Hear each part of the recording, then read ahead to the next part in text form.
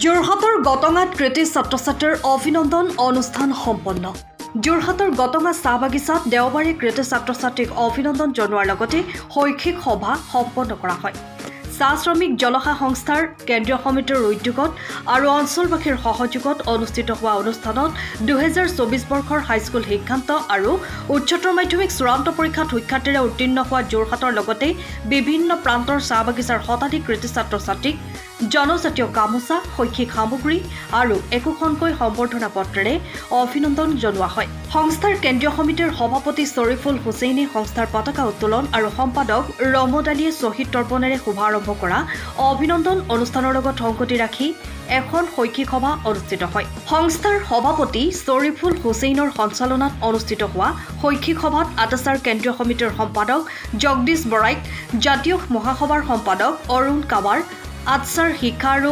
সাহিত্য সম্পাদক টংকেশ্বৰ ৰাজপুত, সাহিত্যিক পেঞ্চনাৰ মানিকলাল মাহতোৰ লগতে কেইবাজনো বিশিষ্ট ব্যক্তিয়ে অংশগ্ৰহণ কৰি ছাত্ৰ ছাত্ৰীসকলক উদ্দেশ্যি শিক্ষাৰ বিভিন্ন দিশৰ ওপৰত বক্তব্য প্ৰদান কৰাৰ লগতে ছাত্ৰ ছাত্ৰীসকল ভৱিষ্যতে এজন সুনাগৰিক হোৱাৰ পৰামৰ্শ আগবঢ়ায়। গটঙা চাহ বাগিচাৰ ৰাজহুৱা প্ৰেক্ষাগৃহত অনুষ্ঠিত হোৱা অনুষ্ঠানৰ সমূহ কাৰ্যসূচীত চাহ শ্ৰমিক জলসা উন্নয়ন সংস্থাৰ বিষয়ববীয়াৰ উপৰি কেইবাজনো বিশিষ্ট ব্যক্তি আৰু স্থানীয় ৰাইজ উপস্থিত থাকে।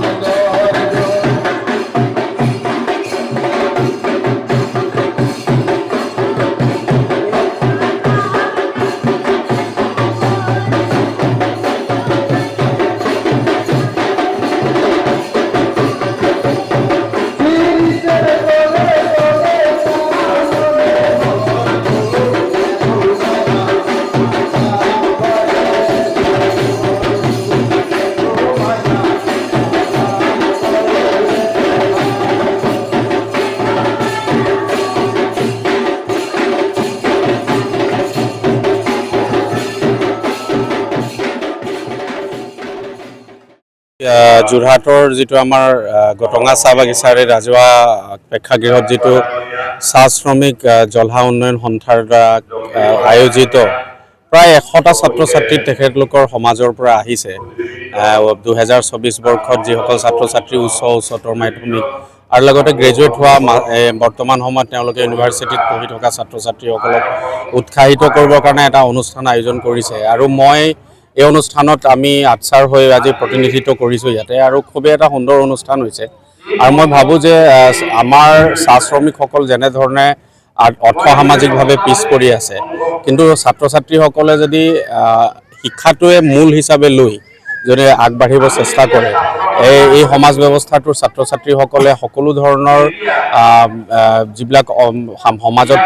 পিছপৰাই ৰাখিব পৰা যিখিনি ব্যৱস্থা আছে, ইয়াক যদি আচলতে মোকাবিলা কৰিবলৈ হ'লে শিক্ষাটোৱে এক মূল সূত্ৰ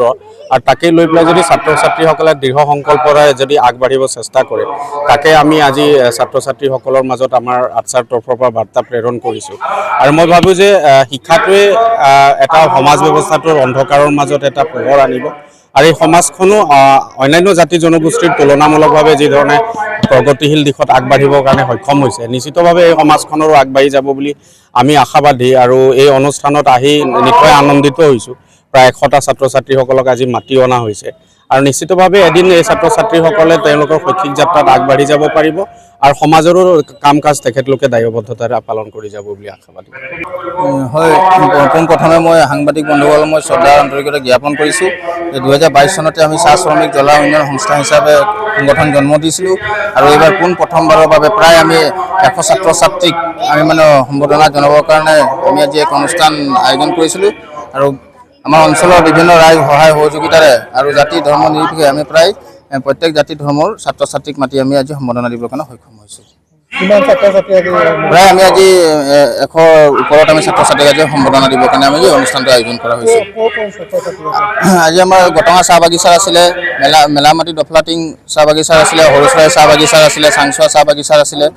আৰু কমৰবন্ধা চাহ বাগিচাৰ আছিলে, দক্ষিণলেংৰা চাহ বাগিচাৰ আছিলে যি ছাত্ৰ ছাত্ৰী। চাহ বাগিচা অঞ্চলৰ ছাত্ৰ ছাত্ৰীসকলকে দিয়া হৈছে। আমি সম্পূৰ্ণ মানে চাহ বাগিচা অঞ্চলৰ ছাত্ৰ ছাত্ৰী যিসকল চাহ বাগিচাত আমাৰ মানে আমাৰ সম্প্ৰদায় জলা সম্প্ৰদায় আছে, আজি মানে ভূমিহীন হৈ আছে আৰু চাহ শ্ৰমিক হিচাপে আজিও কৰ্মৰত যিখিনি মানে আমাৰ ছাত্ৰ ছাত্ৰী সেইসকলকে আমি আজি সম্বৰ্ধনা জনাবৰ কাৰণে